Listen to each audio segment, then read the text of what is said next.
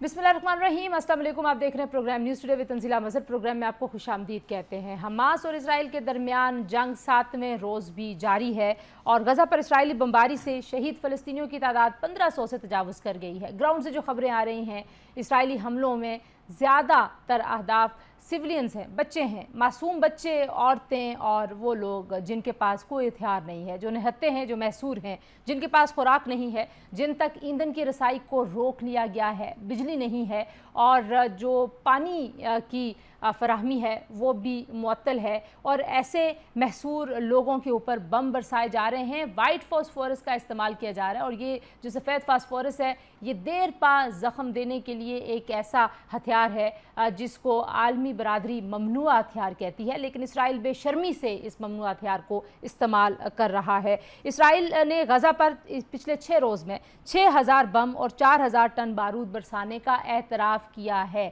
ان کے وزیر اعظم بے شرمی سے سوشل میڈیا پر سویلین عمارتوں کو نشانہ بنانے کی ویڈیوز پوسٹ کرتے ہیں، اور ایسی بے شرمی پر امریکہ ابھی بھی ان کے ساتھ کھڑا ہے، برطانیہ ابھی بھی ان کے ساتھ کھڑا ہے۔ تو کیا سوال رہ جاتا ہے؟ صرف یہ سفارتی حمایت نہیں ہے بلکہ جنگی ساز و سامان کی فراہمی بھی برطانیہ اور امریکہ کی طرف سے ہو رہی ہے۔ یہ وہ برطانیہ اور امریکہ ہیں جو پوری دنیا میں انسانی حقوق کے چیمپئنز بنتے ہیں۔ تو یہاں پر صرف اسرائیل ایکسپوز نہیں ہوا بلکہ برطانیہ اور امریکہ جیسے ممالک کے دوہرے معیار بھی ایکسپوز ہوئے ہیں۔ اس کے علاوہ اگر ہم حماس کی بات کریں تو حماس نے اسرائیل کے سارے دعووں کو مٹی میں ملا دیا ہے۔ ان کی انٹیلیجنس فیل ہو چکی ہے، ان کی فوج ناکامی سے دوچار ہے۔ اسی طریقے سے جو سفارتکاری کے محاذ پر اسرائیل بڑی کامیابیوں کو سمیٹنے کے لیے آگے بڑھ رہا تھا، اس کو بھی ایک بہت بڑا دھچکا لگا ہے۔ معاشی طور پر جو تباہی اسرائیل کو حماس کے ہاتھوں ہوئی ہے اس کے اثرات دیر پا ہوں گے، اور شاید اسی تباہی کی وجہ سے اس اتنی غیر معمولی صورتحال کا سامنا کرنے کی وجہ سے ہم دیکھتے ہیں کہ اسرائیل بہت غصے میں ہے، بہت ریاکشنری ہے، کسی قسم کا ریشنل نہیں ہے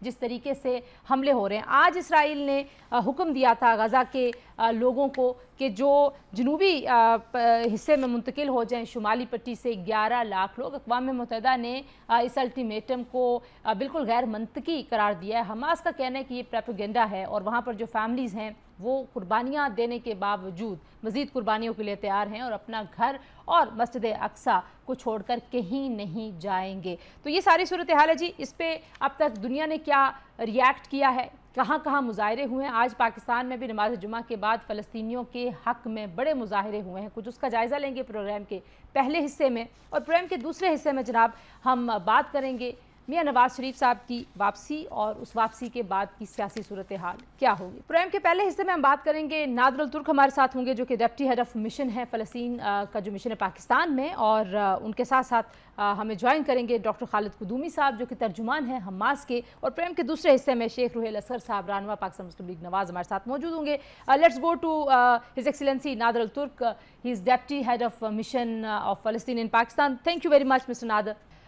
How are things right now when we see there's an ultimatum from the Israeli forces to Gaza people, and they're asking 1.1 million people to evacuate Gaza in 24 hours, and this deadline is going to end very soon.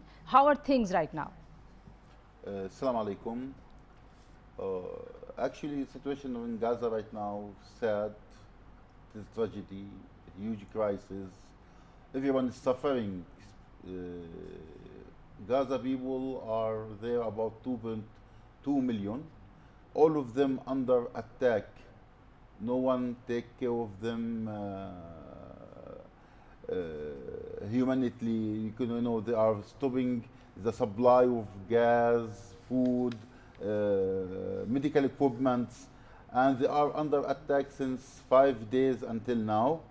And sadly, the international society, especially superpower countries like USA, British, France, turn their back for their suffering and blindly support the Israelis.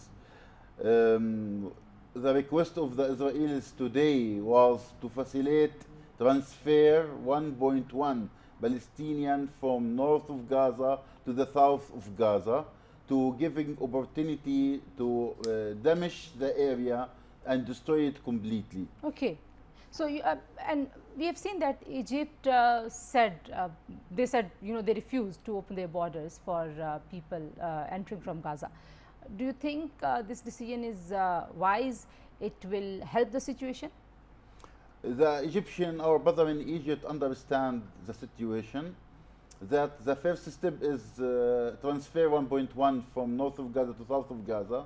The next step surely going to be, according I think the vision of our brothers and leadership of Egypt, it is going to be transfer the whole people of Gaza, 2.2 million, to become refugees in Sinai in Egypt.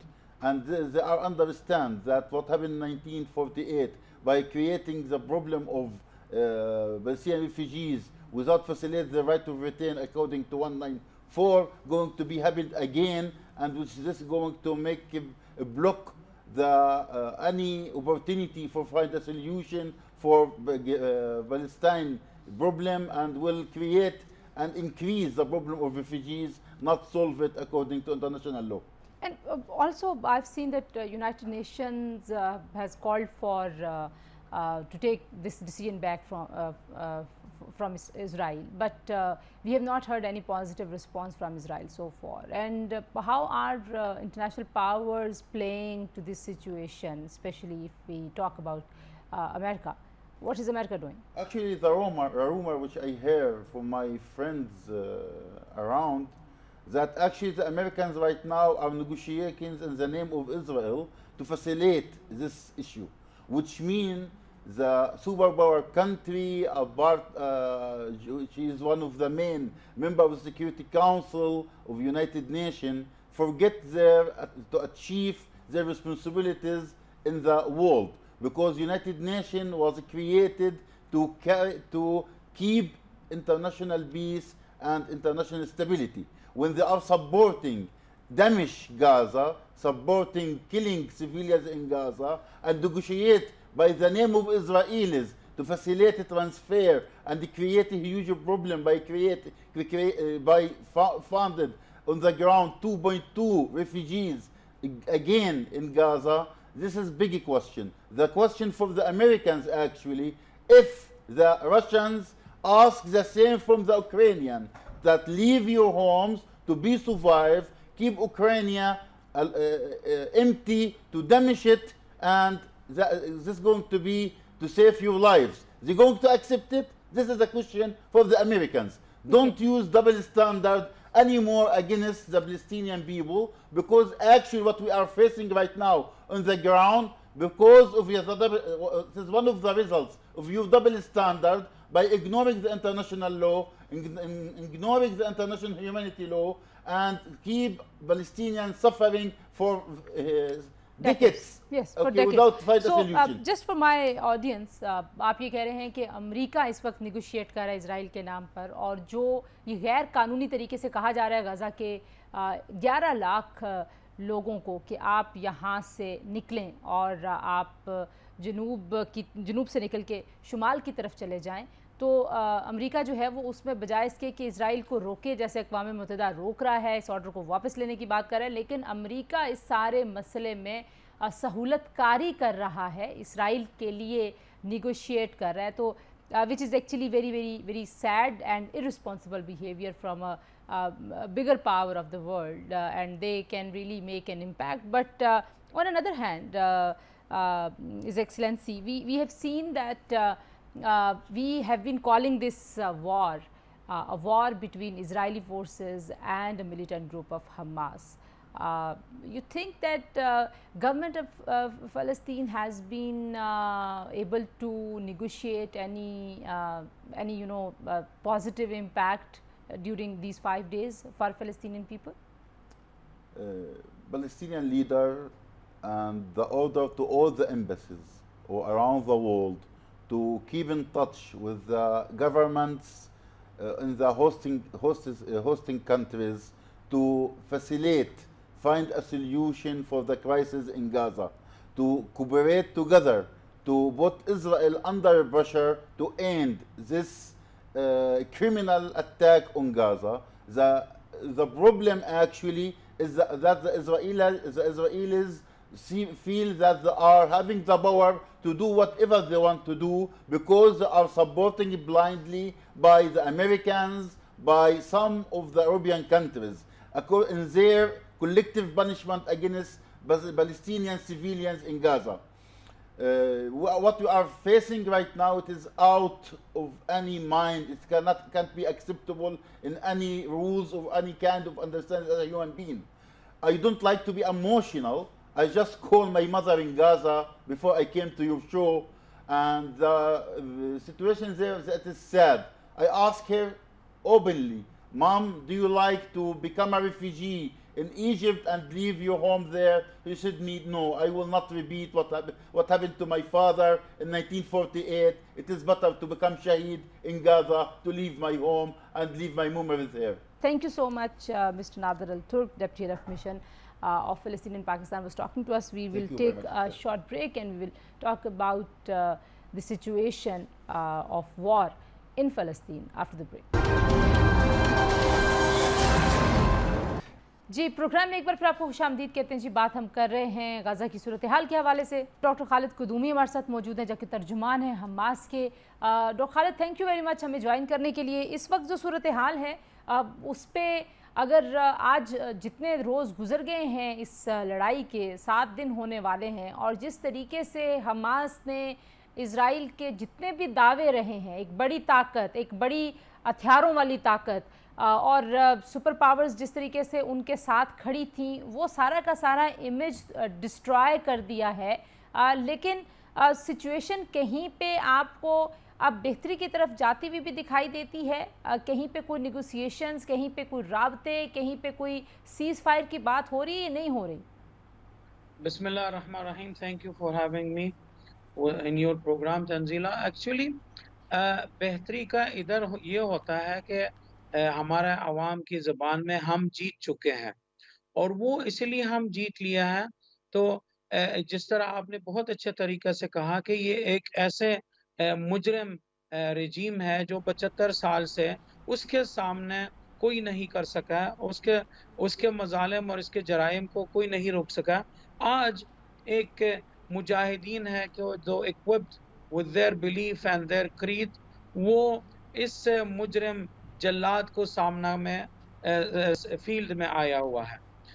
अभी सूरत हाल के आपके सामने, अगर आप इजाज़त दीजिए कि हम जो इजरायली ज़राए के मुताबिक है, इन्होंने अनाउंस किया एक जनरल लियोन बार है जो उन एलीट फोर्सेस है जो वेस्ट बैंक में बहुत कत्ल वारत करते थे कि कर रहे थे, बल्कि कि वो हलाकत में है, मुकावमत के हाथों से हैं। सायरन्स बज रहा है कि सेटलमेंट्स के अंदर है, इजरायली सेटलमेंट्स के अंदर है, नतफा हासरा और मिफ्काईम और कारमैया और ज़कीम है, और ये सब के सब है गज़ा के नेबरहुड में है। साथ साथ है कि अस्कलान में है, जो अश्कलोन कहते हैं, तो सदर्न गज़ा में, वहाँ के फायरिंग के आवाज़ें अभी कुछ मिनट्स पहले के हमने सुन लिया है। 5 बिल्डिंग्स है और टावर्स है स्दीरोत में, इजरायली लाइन के अंदर है कि वो मुजाहिदीन ने इनको तबाह कर दिया है। अच्छा, मुझे जरा मौका दीजिए डॉक्टर साहब। करने से पहले अगर आप इजाजत दीजिए कि जो हेड क्वार्टर है नॉर्थर्न इजरायली नॉर्थर्न ट्रूप्स का, हमास ने कि लॉन्ग रेंज रॉकेट है 250 का, उसको निशाना किया। ठीक है। अच्छा, ये भी बताइए कि एक तरफ तो जाहिर है एक्सपोज हो गया इजराइल, और सारी दुनिया को पता चल रहा है कि उनको मदद मांगनी पड़ रही है, ब्रिटेन को उनकी मदद के लिए आना पड़ा, यूएस को उनकी प्रैक्टिकल ऑपरेशनल मदद वहाँ से आ रही है, तो इसका मतलब है कि उनकी कमज़ोरी यहाँ हो गई है। लेकिन दूसरी जानिब वो धमकी अभी भी ये लगा रहे हैं, और गाज़ा के लोगों को उन्होंने धमकी लगाई है, उन्होंने अल्टीमेटम दिया है, और एक उन्होंने कहा जी कि 24 घंटे के अंदर अंदर ये पट्टी जो है 11 लाख लोग जो हैं वो छोड़ दें, जुनूब से शुमाल की तरफ चले जाएं। इस पे क्या कमेंट्स हैं आपके? गज़ा में हमारा 2 मिलियन पॉपुलेशन है, और 2 मिलियन से ज़ायद है अभी, और ये अल्टीमेटम देना का तो ये साई वॉर की तरह है। ये नहीं कि मतलब नहीं कर रहा है, तो वो तो वैसे ही 2 دن سے ہے کہ وہ ڈیواسٹیٹو ڈسٹرکشن کر چکا ہے. اس میں ہمارے پاس 1500 سے زائد شہید ہیں، ان میں سے 35% بچے ہیں، بیچارے معصوم بچے ہیں اور لڑکیاں بھی ہیں. ہمارے پاس 5700 سے زائد زخمی ہو گئے تھے. لیکن ساتھ ساتھ ہے کہ الٹیمیٹم دینا کا میجر مقصد ہے کہ ہمارا موریل کو توڑنا کا کوشش کر رہے تھے، جو اس مشن میں کامیاب نہیں ہوئے. ابھی بھی ہمارا فیلڈ میں ہے کہ کافی ویڈیوز آ چکا ہے کہ جس میں لوگ ریکارڈ کر کے بھیج دیں کہ بھائی ہمارا اتنا نقصان ہوا، اتنا قربانیاں دے دیا ہم نے، لیکن الاقصی کے فدا میں اور فلسطین کے آزاد کرنے کی فدا میں ہم بھی تیار ہیں. مدرز ہیں کہ جو انہوں نے اپنا بچوں کو شہید قربان دے دیا، باقی جو بچے رہ گئے ہیں ان کو اسی راستے میں لگا کے رکھا ہے.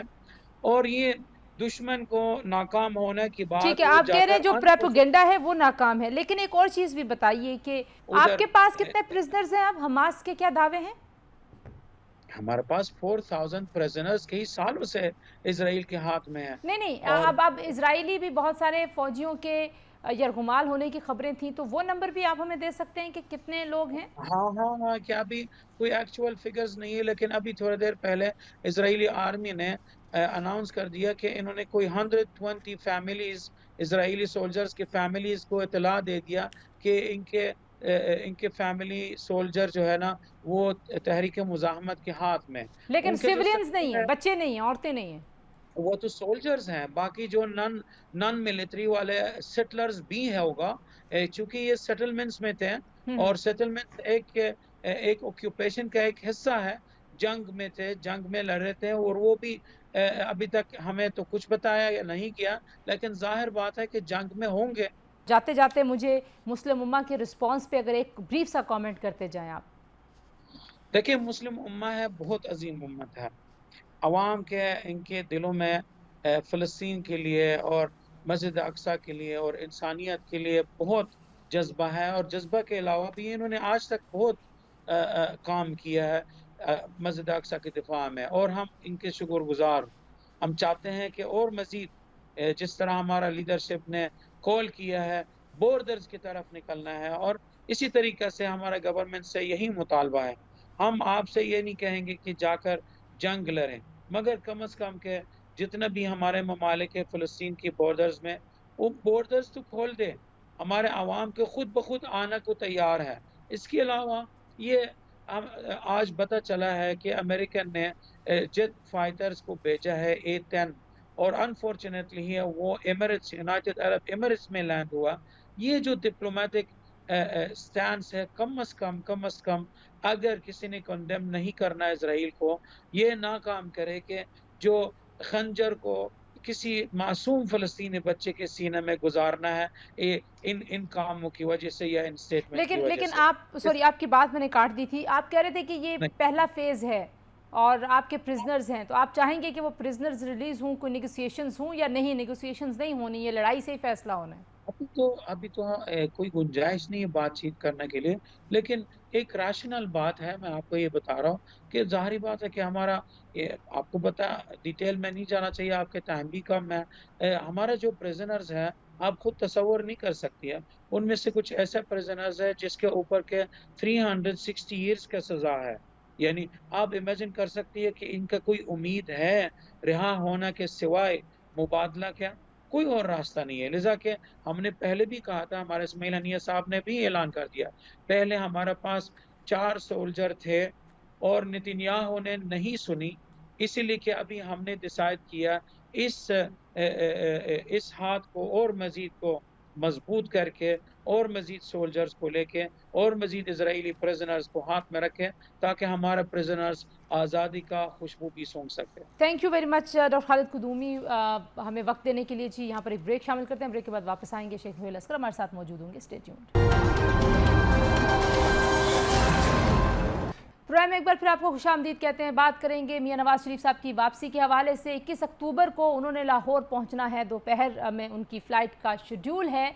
इस वक्त पाकिस्तान मुस्लिम लीग नवाज़ के तमाम लोग बहुत मुतहरक हैं। जलसे, जुलूस, रैलियाँ और लोगों को एक बड़े जलसे के लिए इकट्ठा करने की कोशिशें हो रही हैं। जो इस्तकबाली जलसा होगा नवाज शरीफ साहब का, ये जलसा फैसला करेगा पाकिस्तान मुस्लिम लीग नवाज़ कितनी मकबूल है आज भी, और मियां नवाज शरीफ साहब की मकबूलियत पार्टी के अंदर, पंजाब के अंदर और पाकिस्तान के अंदर कितनी है। लेकिन कुछ आम सवालात हैं जो मियां साहब की वापसी के साथ जुड़े हुए हैं। मियां साहब इस वक्त सऊदी अरब में मौजूद हैं, वहाँ से वो अबू धाबी से वो पाकिस्तान आएंगे, लेकिन अभी भी कुछ लोगों को शक है कि वो नहीं आएंगे, या अगर वो आ गए तो भी इलेक्शंस नहीं होंगे। शेख रुहैल असगर साहब हमारे साथ मौजूद है, पाकिस्तान मुस्लिम लीग नवाज़ के मरकज़ी रहनुमा। शेख साहब बहुत शुक्रिया हमें वक्त देने के लिए। एक तो अभी भी लोगों को लगता है इस्लामाबाद में कि मियां साहब जो हैं वो वापस नहीं आएंगे, तो मुझे बताइए कि मियां साहब ने वापसी का सफ़र तो शुरू कर दिया है, ये शक क्यों है लोगों को नहीं आएंगे? ये शक वो करते हैं जिनको कोई तकलीफ है। अदरवाइज जो मियां साहब के चाहने वाले हैं या आपको मानने वाले हैं या उनके सपोर्टर हैं, जो प्यार करते हैं, उनको तो कोई शक नहीं है। तो अगर ना आना होता तो तुम क्या बनता था कि इंग्लैंड से जाके सऊदी अरब से यूएई जाएंगे, यूएई से फिर वापस पाकिस्तान आएंगे, तो और क्या करें। लोगों के पास इतना फालतू वक्त है, और जब कोई काम नहीं होता तो इस पे लग जाते हैं। हम शुक्र कीजिए अभी तो मैच शुरू हो गया हुआ है, थोड़ा सा फोकस उस तरफ है, वरना तो हम लोग रात को ना सच बन के टीवी के आगे बैठ जाते हैं और फिर अपने आप को साबित करते हैं कि हमसे ज्यादा अक्ल और दानिश का मालिक ही कोई नहीं। तो फिर क्या करेंगे आप? यही होता है ना कि नहीं कोई शक है। अच्छा नहीं शक है तो मैं उसमें क्या कर सकता हूँ? आपकी खिदमत शक ही करते रहे आप। तो क्या मियां साहब किसी हाँ? डील के बाद आ रहे हैं, और क्या वो ये जो दौरे कर रहे हैं सऊदी अरब का और फिर यूएई में भी वो रुकेंगे, तो ये भी कोई गारंटीज के लिए है? ये बातें भी हो रही हैं कि कुछ गारंटीज लेके आना चाहते हैं वो। अच्छा, मतलब उम्रा करना हाँ, अल्लाह से गारंटी लेके आते हैं। ये आपकी बात से इत्तेफाक करता हूँ कि अल्लाह के घर में गए हैं, अल्लाह से दुआ करेंगे, अल्लाह की इबादत करेंगे, अल्लाह के हुजूर गिड़गिड़ा के दुआएं मांगेंगे, अल्लाह के महबूब के दरवाजे पे जाएंगे, और मेरे ख्याल बाकी तो अल्लाह ने उनको सब कुछ दिया, वो अपने मुल्क के लिए, अपने मुल्क की कौम के लिए दुआ करेंगे। मेरा मेरा मेरा मानना ये है। और आ जाइए आप यूएई की तरफ, तो आप ध्यान में रखें कोई भी फ्लाइट सवाए पाकिस्तान एयरलाइन के, टीआईए के, और कोई फ्लाइट जो है वो डायरेक्ट तो आती नहीं है। अब जिस फ्लाइट पे आप आएंगे, ऑब्वियसली अगर वो बेस करती है दुबई, तो दुबई रुकेगी और दुबई से आप अपना कैरियर चेंज करेंगे या चार्टर प्लेन लेंगे, जो भी आप करना होगा। ये एक मतलब एक सिस्टम है जिसको समझने की कोशिश की जाती है। कोई रॉकेट साइंस तो है नहीं कि मैं बैठ के यहाँ पे समझाता रहूँ कि नहीं ये इस तरह होगा, फिर उसके बाद ये होगा, फिर उसके बाद आप जब यूएई आएंगे तो कैरियर चेंज करेंगे, कैरियर चेंज करने के बाद पाकिस्तान पहुंचेंगे।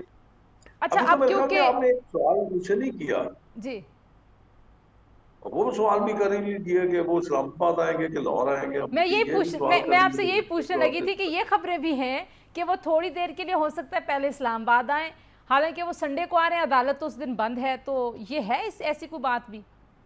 अजीब बात है, कितनी अजीब बात है कि आपने 4 बजे का वक्त दिया है मीनार पाकिस्तान को। मैं अपने दोस्तों को, अपने वालों को, कि मियां साहब जो हैं वो खिताब करेंगे मीनार पाकिस्तान।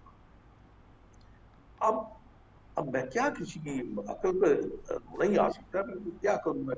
अब मुझसे पहले भी जब मैं यहाँ पाकिस्तान में नहीं था, बाहर था, तो आपके चैनल्स पे जब आता था तो लोग मुझसे यही सवाल करते थे, ये सवाल है। तो यार मैंने कहा या तो फिर आप सब्र कर लें, बर्दाश्त कर लें, वक्त का इंतजार करें, आपको सारी कड़ियां खुलती चली जाएंगी। अगर आप मुझसे मेरी राय पूछते हैं तो मैं आपको ये बता सकता हूँ कि मैं जब जब उनको मिला हूँ, मैंने उनको बड़ा ही मतलब यूं कह लीजिए कि इंतहाई शिद्दत से इंतजार कर रहे थे वो 21 का। अच्छा, और मैंने कहा मैंने तो यही महसूस किया, और मैं कोई ज्योतिषी तो हूँ नहीं। एक और चीज़ भी बताइए कि जब 2018 में मियां साहब वापस आए थे, तो उस वक्त जो उनको कहा गया था कि बहुत बड़ी तादाद में लोग उनका इस्तकबाल करने के लिए मौजूद होंगे, फिर हमने देखा कि शहबाज शरीफ साहब भी नहीं पहुंच पाए एयरपोर्ट पे। तो अभी जो नून लीग तैयारियां कर रही है, अब आप वापस आए हैं, आप देख रहे हैं हमजा साहब भी एक्टिवेटेड हैं, काफ़ी मुतहरक है, मरीम भी, शहबाज साहब भी, बाकी लीडरशिप भी। तो अब आपको लगता है कि इस बार उस तरह की कन्फ्यूजन या उस तरह की कोई ऐसी सूरत हाल का सामना नहीं होगा बड़े मियाँ साहब को? इससे बहुत बड़ा सीधा सीधा काम है जो मैंने सुना है, जो मैंने मुझे जो बताया गया है, ये मैंने जो सुना है कि मरियम साहबा जाएंगी सीधी अपने जलसागाह में, मियाँ शहबाज शरीफ साहब भी जलसागाह में जाएंगे, और सारे दोस्तों को वक्त जो दिया गया है वो जलसागाह का दिया गया। अच्छा। किसी को ये नहीं कहा कि आपने जाके वहाँ पे आपने कोई उनका इस्तकबाल करना है, या आपने एयरपोर्ट पे जाना है, या आपने मर्डूम जाना है, या आपने रायबंद जाना है। Nothing doing. सब दोस्त जो है वो सीधे जलसागाह में जाएंगे। इसका मतलब ये हुआ कि रश की वजह से आप लेट हो सकते हैं, रश की वजह से आप रुक सकते हैं कुछ देर के लिए, लेकिन अल्टीमेटली आपने अपने मुकाम पे पहुंचना है। अगर रश है, ट्रैफिक चौक है, तो आप अपनी गाड़ी पीछे छोड़ देंगे, आप पैदल वहां पे चले जाएंगे। तो 10 किलोमीटर तो नहीं है, आप ज्यादा से ज्यादा 1-8 किलोमीटर या 2 किलोमीटर या 3 किलोमीटर, जहाँ को बड़ा मकसद होता है उसमें भी थोड़ी बहुत तकलीफ तो आती है। सही। तो आप पहुंचेंगे, ऑब्वियसली पहुंचेंगे, और चूंकि अब वक्त ही वहां का है तो इसलिए उसमें कोई इस किस्म का सवाल का तो फिर जवाब ही को नहीं, और सवाल बनते ही नहीं है। इसलिए मैं आपसे तो आपको पता नहीं था मेरे ख्याल में शायद, नहीं तो मैंने शेख कहा मैं साहब आपसे अर्ज कर दूं। नहीं शेख मैंने साहब, आपको मुझे पता था, मैं उस वो वाला सारा प्लान भी था जो 2018 में नून लीग ने जारी किया था। लेकिन मुझे ये भी बताइए कि क्या जो नंबर दे रही है नवाज लीग, उतने लोग जमा कर पाएंगे? कुछ ऐसी भी खबरें चल रही थी, मुख्तलिफ तज्जियाकार ये दावा कर रहे थे कि जिस तरह के जलसे शुरू हुए तो मियाँ साहब को बहुत ज़्यादा खुश नहीं थे जो रिस्पांस लाहौर के अंदर से आया। मैंने आपसे पहले भी अर्ज किया था कि तज्जियाकार बेचारे क्या करें, उन्होंने तज्जिया तो करें। अब हम लोग खुदा के फैसले भी खुद करते हैं, अब खुदा के बंदों की अक्ल करो। मतलब एक जो राज है वो तो मेरे रब के पास है, ऐसे आप कौन से तजिए करते हो यार? वक्त आएगा तो आपको पता चल जाएगा। लेकिन क्या आपका ख्याल है कि फर्ज कीजिए, मैं एक बात करने जा रहा हूँ, फर्ज कीजिए उस जलसागाह में 10 लाख आदमी है, अगर जो तजियाकार जो शदीद नफरत का इजहार करते हैं, जो मियाँ साहब की दुश्मनी में हदें कांप जाते हैं, उनके मुंह से ये तो नहीं निकलेगा ये 10 वो तो ये कहेंगे जैसा फ्लॉप हो गया। शेख साहब, आप सीनियर रहनुमा नून के अंदर एक बहुत तकसीम की बातें होती रही हैं, उस बहस में नहीं जाती मैं। कितना आप समझते हैं कि पार्टी को फ़ायदा होगा मियाँ साहब के वापस आने का, बिलखुसूस पंजाब के कॉन्टेक्स्ट में और मुल्क का पूरे अगर मैं अहवाल सियासी देखूं तो किस तरह से? आपको अपनी ज़ाती फीलिंग भी बताइए और अपनी राय भी दीजिए जो आपकी सियासी राय है। मैं गुजारिश करूँ आपको, मैं 2 चीजें इसमें आपको अर्ज कर दूंगा, पर ज्यादा नहीं, वक्त आपका नहीं ज़ाया करूँगा, खराब नहीं करूँगा। 2 चीजें।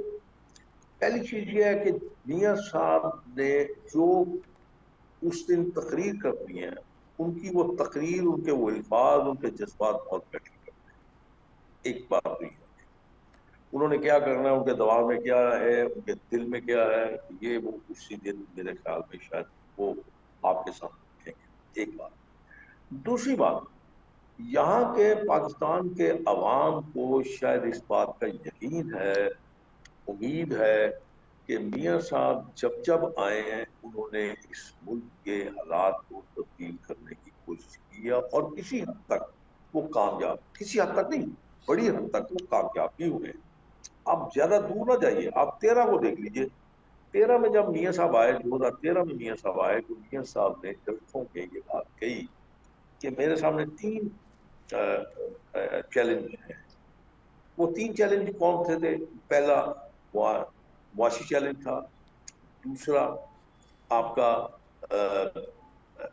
पावर शटडाउन का चैलेंज था, और तीसरा आपका दहशतगर्द। हकीकत में अगर आप माजी में 13 के बाद आप 13-17 तक देखें तो इन तीनों चैलेंज से उन्होंने बड़े अल्लाह की मदद के साथ उसमें से निपटे और निकल गए उसमें से। उसके बाद हालात दिन ब दिन खराब होते गए, और फिर अब اب بھی میں یہ کہتا ہوں کہ وہی 3 چیلنج آپ کے سامنے ہیں، اور اس سے بڑا ایک چیلنج میری نظر میں، پتہ نہیں کسی کی نظر میں کوئی جاتا ہوں، میری نظر میں جو چوتھا، اور میں نے میاں صاحب کو یہ بات کہی ان کے سامنے، میں نے گزار کی تھی کہ میاں صاحب یہ چیلنج جو ہے یہ بہت بڑا چیلنج ہے، اس کو آپ کو ایڈریس کرنا پڑے گا اور بڑا سیریسلی ایڈریس کرنا پڑے گا، اور وہ ہے جو آپ کی قوم کو، آپ کے معاشرے کو، آپ کی سوسائٹی کو ڈیوائڈ کر دیا گیا ہے۔ جی اس وقت جو آپ کے معاشرے میں ہے وہ نہ صبر ہے، نہ برداشت ہے، بدتمیزی کی انتہا ہے، بد اخلاقی کی انتہا ہے، بے حیائی کی انتہا ہے۔ اس چیز کو آپ نے ایڈریس کرنا ہے، اور لوگ سمجھتے ہیں کہ آپ شاید کر جائیں گے، اس لیے کہ آپ بڑے لو پروفائل پہ رہتے ہیں، سادہ گفتگو کرتے ہیں، اور اپنے بدترین دشمن کو بھی آپ بدتمیزی سے، بد اخلاقی سے آپ نہیں پکارتے، تو پھر لوگ اپنے اس لیڈر سے، اپنے رہنما سے گائیڈ لائن لیتا ہے، جیسا آپ کا رہنما ہوگا، جیسا آپ کا لیڈر ہوگا، آپ بھی ویسا ہی ایکٹ کریں گے۔ اگر آپ شیخ صاحب اچھے ہیں، میں آپ کا اخلاق اچھا ہے، شیخ آپ صاحب میں قطع خوشگوار ہیں، کلامی کر آپ رہی ہوں، برداشت کرتے ہیں، آپ میں صبر ہے، تو لوگ بھی پھر اسی کو دیکھتے ہیں۔ شیخ اب صاحب میں میری قطع اس بات کلامی پہ کر رہی ہوں، آپ نے جو احوال بتایا اس ملک کا، ظاہر ہے یہ ایک بہت ٹرننگ پوائنٹ رہا ہے پاکستان کی سیاسی تاریخ کا۔ جی اس میں اب میاں صاحب جب آئیں گے تو اسٹیبلشمنٹ کے ساتھ تعلقات، کیونکہ میاں صاحب کی سیاست جو ہے وہ اس ایک تھیوری پہ گھومتی رہی ہے، تو کیسے آپ دیکھتے ہیں، کیسے ہوں گے ان کے اسٹیبلشمنٹ کے ساتھ تعلقات؟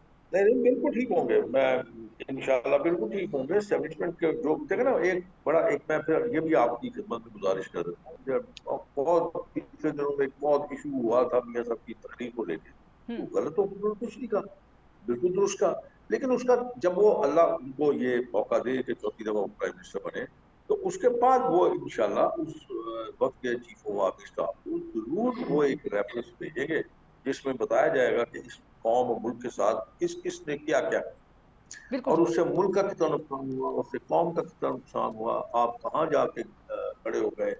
اسی وجہ سے آپ جب فوکس آپ نے اپنے اصل کام سے ہٹا دیا، پھر آپ کا دشمن آپ پہ ہیوی ہو گیا، آپ کے دشمن نے آپ کے ساتھ پھر سے وہی کام شروع کر دیا، انسرجنسی شروع ہوگی افغانستان کی طرف سے، پھر آپ کا دشمن سر اٹھا کے بیٹھ گیا، یہاں پھر دہشت گردی شروع ہو گئی۔ بہت شکریہ شیخ صاحب، آپ کہہ رہے ہیں کہ میاں صاحب آئیں گے تو سارے سوالات کے جواب ان کی تقریر میں ہوں گے کہ وہ کس طرح کے حالات میں آ رہے ہیں۔ بہرحال ان کی اسٹیبلشمنٹ کے ساتھ تعلقات اچھے ہوں گے۔ جاتے جاتے آپ کو بتاتے چلیں جی کہ نواز لیگ نے ڈپٹی کمشنر کو مینار پاکستان گراؤنڈ میں جلسے کی اجازت کے لیے درخواست جمع کرا دی ہے، اور جب ہم آپ سے بات کر رہے ہیں تب تک ہو سکتا ہے اس درخواست پر ان کو جواب بھی آ گیا ہو۔ بہرحال آج کے لیے اتنا ہی، اپنا بہت سارا خیال رکھیے، اللہ حافظ۔